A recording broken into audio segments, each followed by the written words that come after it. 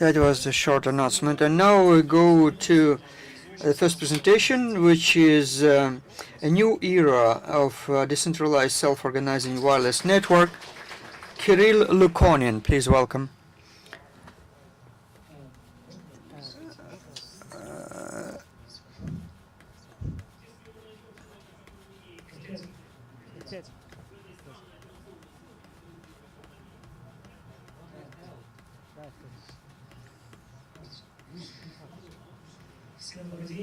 Everyone, good afternoon. My name is Lukonin Kirill. Before I start, I would speak about who I am, and I will speak about decentralized mesh networks, wireless mesh networks, and how it can be applied in the future. And I'll go a bit deeper into kernel.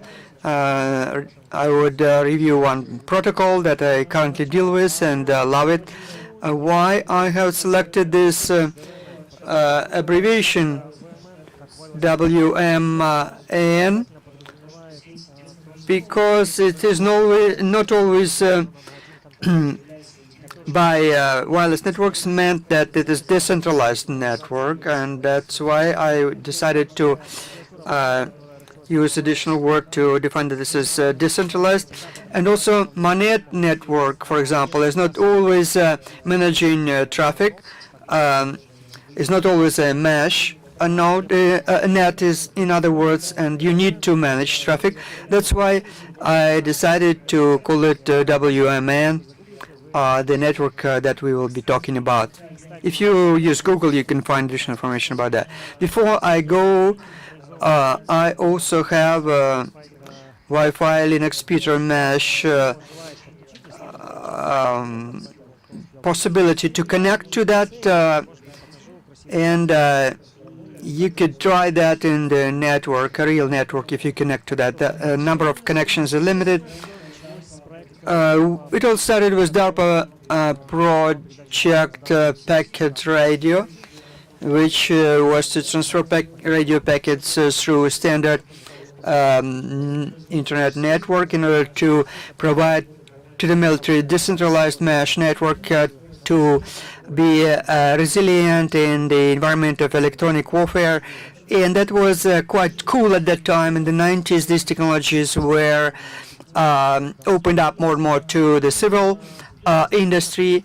And gradually people design protocols, DSDV, AODV, OLSR, and some others. Batman.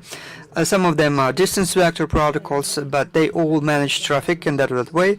And they also operate decentralized network. The last one is 810S protocol, which is the Institute of Standard. And Batman has also Batman Advanced version, and that works the level of kernel L2 and the transparent management of Ethernet networks it allows.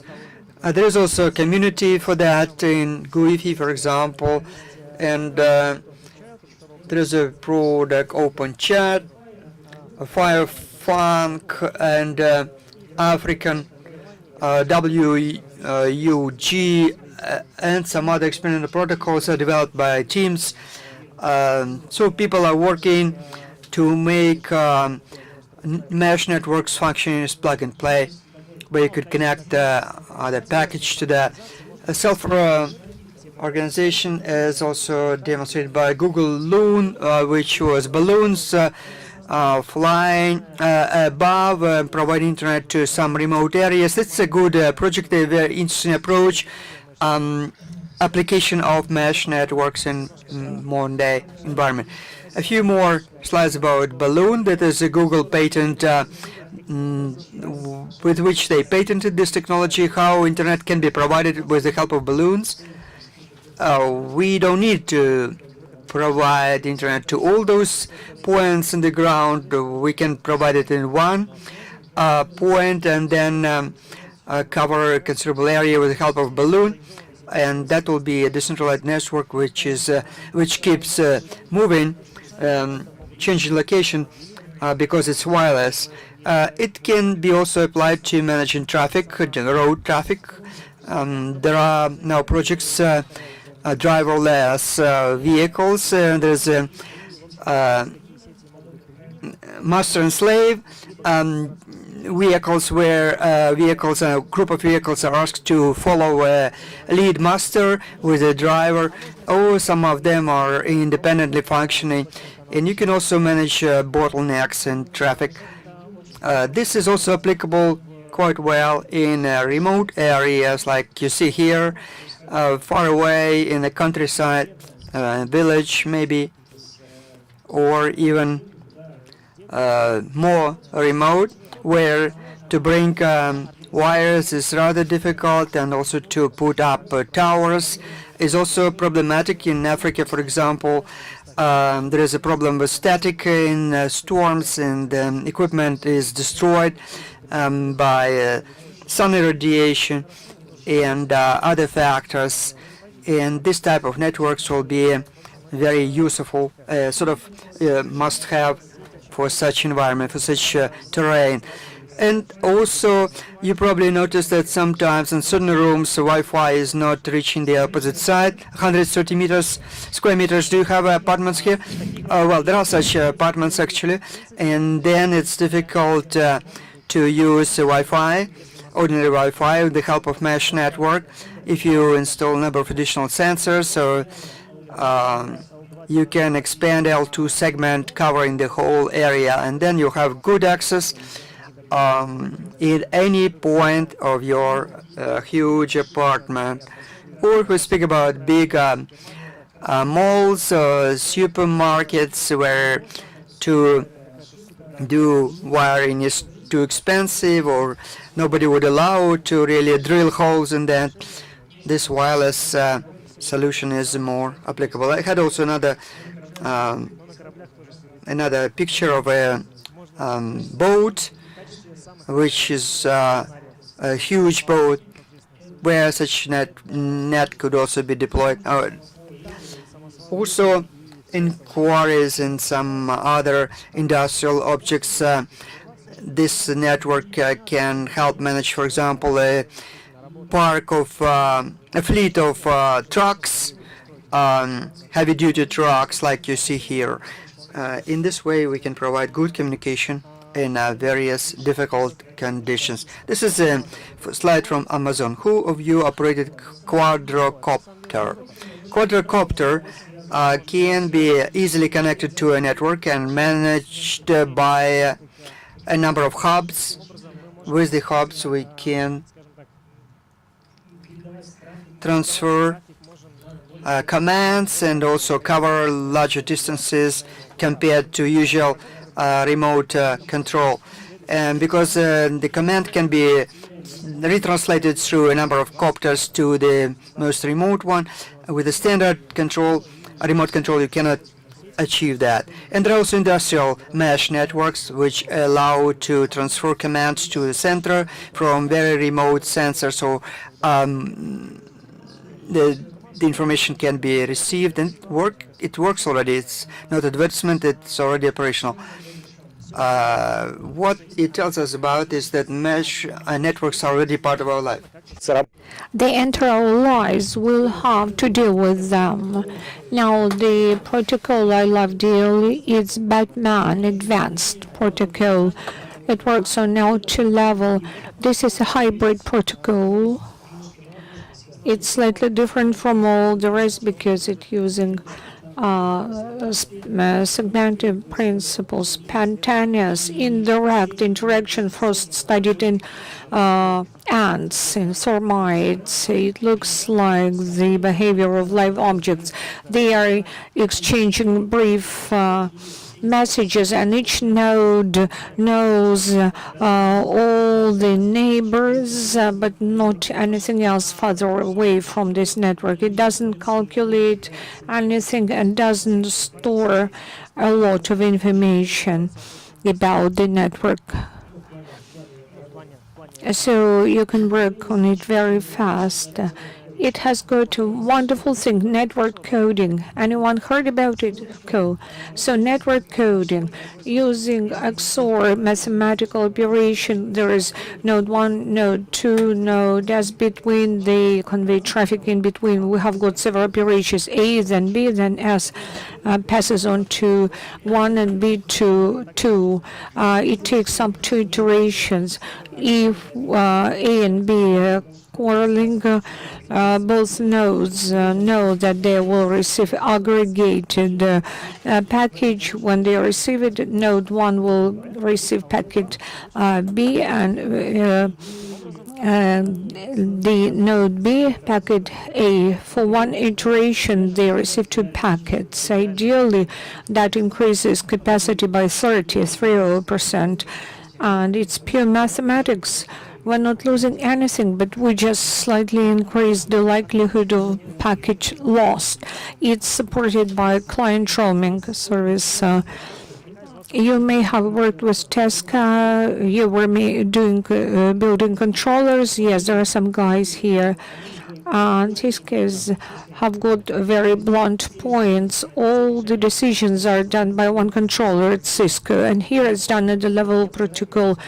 In my diploma work and in the articles I publish, I'm writing down those pictures, but not here. It's all about the following. We have a customer, and points know which customers their neighbors have, and suddenly the client gets on to the next point. So routing advertisement is sent here, and the traffic which was passing through the network prior to that, it slightly changes in direction and gets on to the point that was earlier, and this point knows that now the client is on node B and resends the traffic there. Then there will be a hello package micrograph will be updated, so it will not go directly from that point to that. We are saving on the overheads, and we're not losing traffic when clients shift to some other point. Without a controller, it's resolved at the level of the protocol, and we don't have to identify any single failure point. It's a great way of ARP, distributed ARP table. It's a very good thing as well. Here there is a G node, and actually all of this is some torrent for ARP protocol distributed hash table. That way, distributed ARP table is stored across the entire network. If you want to update this table, it knows where to get that information from. We are away from the flood. We do not overload the network, and everything is just cool. Everything's just great. This protocol, like many others, has got very important things. In LSR, one of the first interpretations, it didn't support quality metrics. Batman Advanced supported them since the very start. It was the major advantage. Now OSR has got those metrics. Nevertheless, Batman is very important here.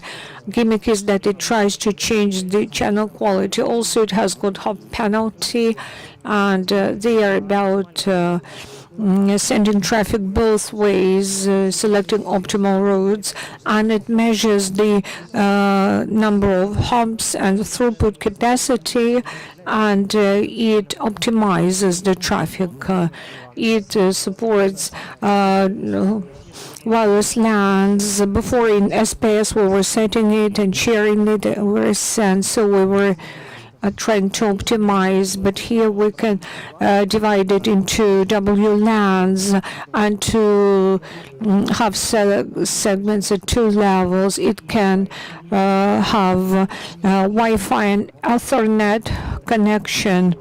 So in an aggregated way, it can switch the traffic with enhanced throughput capacity, and the recent version is even more updated. Is GNPS now quite standard. Network guys know about it. Now, what's inside? Many of you are aware that in Linux, Wi-Fi, it's all done at the level of drivers. There are several frameworks there which are obsolete. Binary extension which is not used. The contemporary one is configuration 802.11.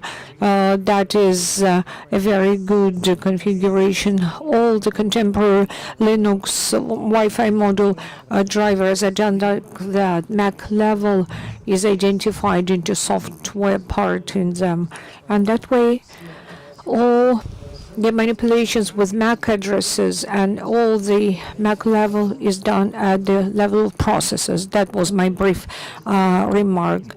So what's inside? A standard Linux handling to get packages from physical interface. So it's the virtual interface Batman 0 by default. It's created, and via driver virtual network interface it gets onto the physical one and gets all the packages. It's possible to put it on several physical interfaces, Wi-Fi to Ethernet and others, and I'll tell you more about it shortly. So the best practices, there is Batman infrastructure wireless interface by which we arrange the connection to other mesh nodes. There is access point and our Ethernet interface. They are all united into one and the same bridge. That way all the traffic from the Ethernet or via Dasha get into mesh and the other way around. When a package with Batman arrives, it selects all its headers, all the information out of it, and in a clean way sends it in the Ethernet 0 to the client. This is a great feature. ST0 is Zero is a client. He could get connected to Wi-Fi point. If we have got two mesh nodes and McDonald's network between them, that is the only binding link. We can use the open, outside open Wi-Fi point to get our mesh traffic through it. It's a great continuity in this, which is preserved. Everything works at the level of Wi-Fi. If we are concerned with the safety and security, there is a TINC. Did anyone work with TINC, with TINC? Come on, guys, you didn't. The beauty is that TINC knows how to find its neighbors in shared space or network. It can find mesh nodes and encrypt the traffic, retaining meshes. This is wonderful. And I would like to say a few words about Airtime Fairness for mesh network, not to stall on access points. We should exclude the problem of low subscriber. In Wi-Fi, let's say in McDonald's, it's very slow because someone far away from here at 1 megabit rate tries to download something from the network at low rate. It does it an awful long period of time. We transmitted 100 packages. He transmitted only one. Such slow customers, slow clients, are a very big problem, at least until now. It was resolved with the help of Airtime Fairness. Now in OpenRT we can use patches which are not in the main line yet. And judging by the pie chart, one of those clients works at 1 megabit rate. Guess who that client is? So time is split between all.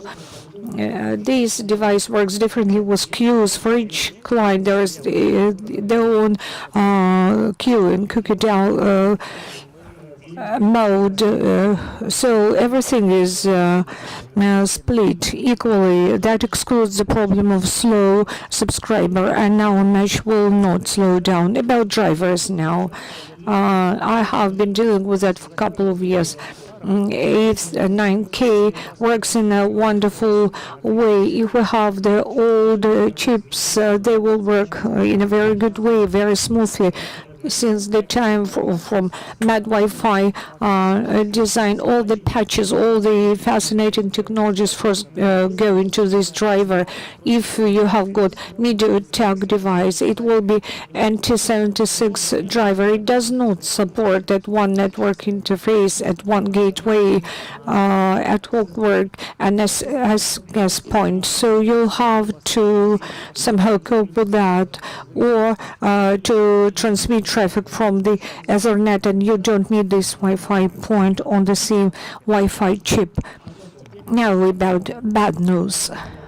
In LDAC modules, access point is not supported at all. With Broadcom, I didn't make friendly because there is a big problem there. An open source driver as well as fought with those problems. I didn't know how to combine them with Ethernet. There is the problem of compatibility. I tried to troubleshoot, but I failed. And repeatedly in Scopus and other networks, I was looking at them. Someone tried to make ad hoc interface at USB downware with terse chips. They have got to the problem, so you'll fail to do that. The speed will be very, very low. Don't use that. And on my behalf, I'm here to say that the minimum capacity of the memory you buy is 8 megabyte. When it's less, it's very bad, and you'll have to make some extra on OpenMRT to open to get into the flash. So it's very unstable, and it's 64 megabyte. That is the memory. Less is bad. If your network is moving constantly, you'll need hello packages to be sent more frequently. Seemingly it looks bad because we introduce some extra overheads, but at least that way we can avoid traffic loss. And if your network is static, you can have 5 seconds update interval. That would be good. Well, it's about originators, but it boils down to the same thing. So I managed to streamline this roaming in a routing advertisement in the interval of 100 seconds. 50 millisecond was exchange buffer. I went from point to point and it stalled. Then it was at the notch of 100. Everything was back to track. So about 100 milliseconds. That's the best time. And it's possible also to cap the minimum thread of customer to 11 megabit. It's better to do it because even if you are using Airtime Fairness patch, it will be good because it will impact the throughput capacity. And those Wi-Fi and those extensions are very good. And also the WLANs are very good in standard practice. And some more advice is if you're using Open or T, you should use UCI. That way you'll deal with the problem of configurations. Configurations should not be in the state you don't want them to use. You should also think about some other utilities like Open with LED, and you should use 4.4 plus kernel because it's new with all the best things in it.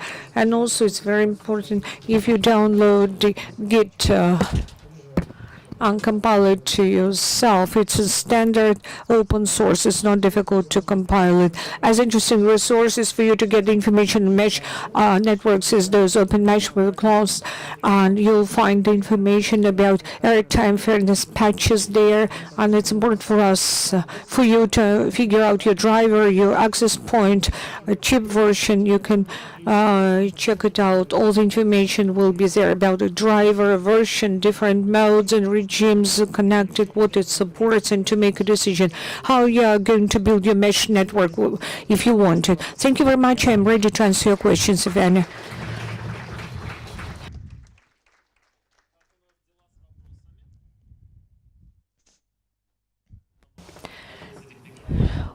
One of those microphones is working. Thank you for your presentation. It was very interesting. You mentioned that above those mesh networks, you can arrange something like PM. For the public network, your traffic to remain hidden. It should not get through mesh network. Correct me if I'm wrong. It's not part of this low-level protocol. At the low level, how do they deal with that? Do they have any analogs, some patches, whatever? Thank you very much for your question. As when you think about safety, you may secure your network by protocol, but you should keep in mind that as you're using the sharp key, that's your key. On its length and sophistication, it depends how safe your network will be. IS 128 is used as the standard implementation. Thank you. Another question.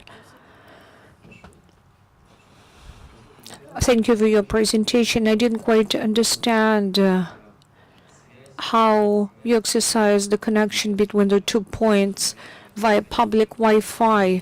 They can get connected via internet, or correct me if I'm wrong, that in internet there can be their own mesh network, and inside that mesh network there could be internet traffic. Yes, it may well be.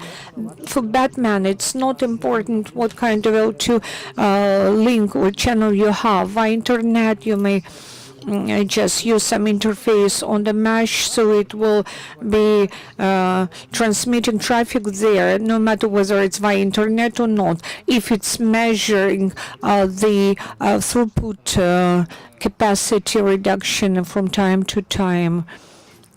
Well, let's say I came up to the roof of the building and decided to put some internet communications there.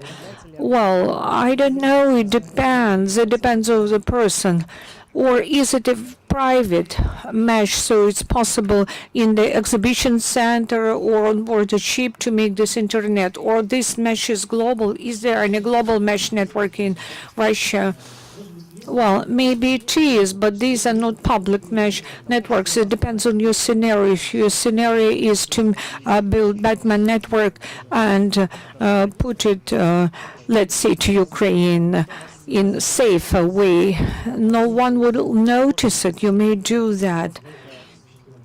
That will depend on you, what you are going to do.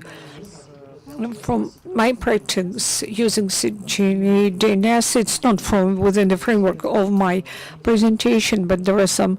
I haven't seen strong communities dealing with that. You know, it's some anarchistic attempts, what you're describing.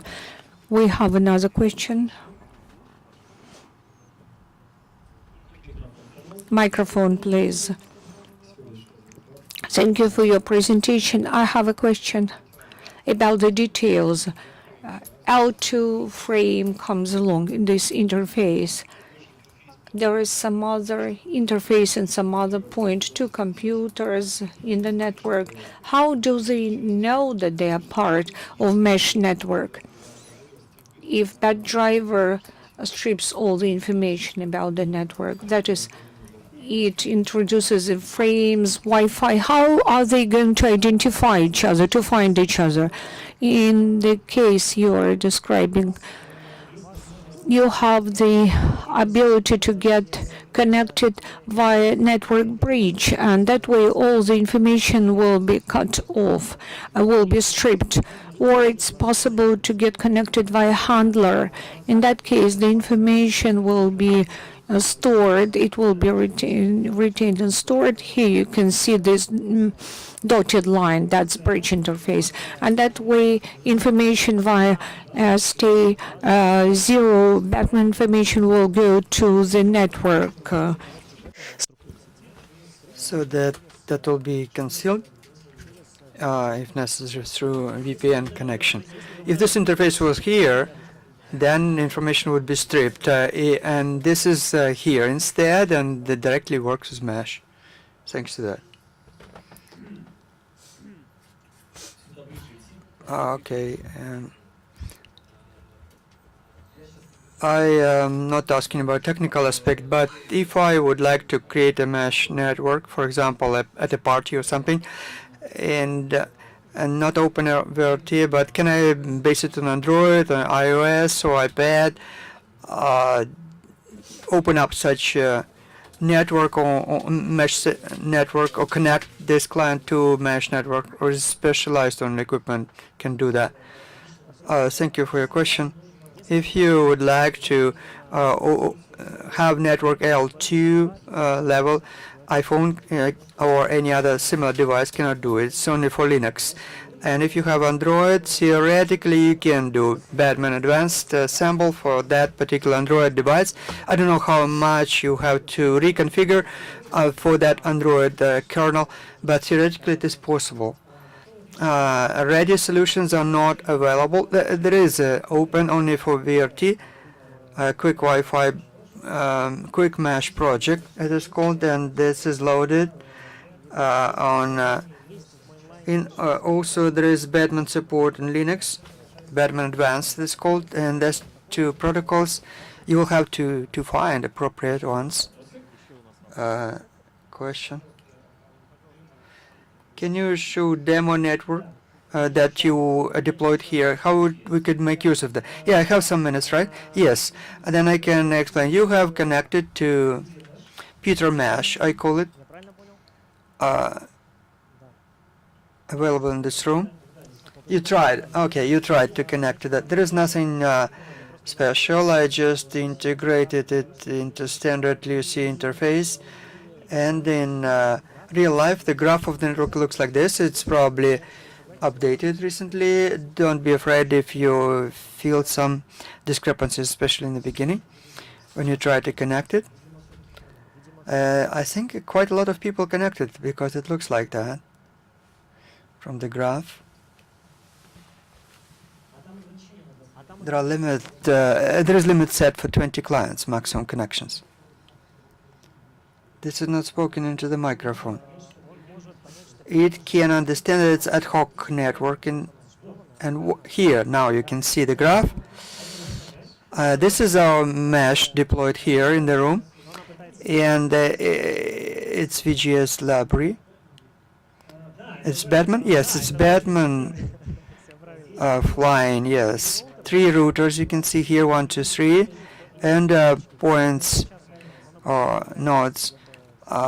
It requires 20-30 seconds to balance the picture. As you see here, in reality it looks like this. There is 1 router and 20 clients it should have around it. This is MAC addresses. The protocol operates only MAC addresses. It's operating at the MAC address level. Above that, you could install your own routing, but that will be additional. And in order not to assign IP addresses, you could do it automatically, assignment of addresses. That will be a solution for your party. While we enjoying, we have one more question. What is your opinion? What is the main reason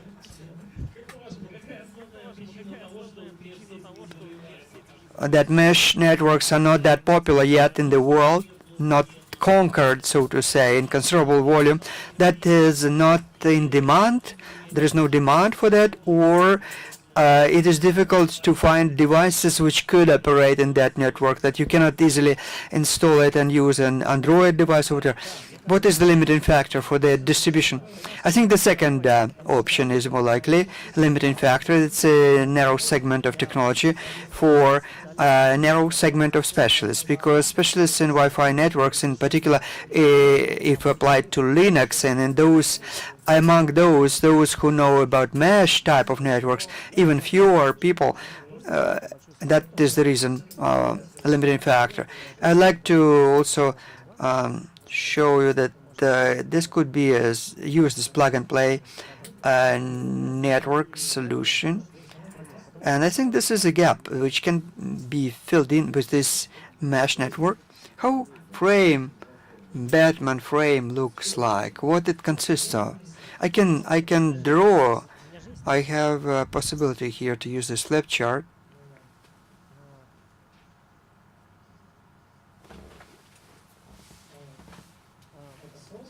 This is source, destination. Here there is data field in the standard frame. Batman inserts its own title and data field as a header, and this is data field itself, the data section. And when we receive package from internet, this will be source, destination, and the standard data field. The header would be removed, and only the data field will. It is simplified version. CRC sum is recalculated, but those are nuances. This is how it looks during operation. All right, let us then thank speaker for interesting presentation. And I would like to remind you that we have a very short break now. I probably will find in Firefox timing for this break until 3:25.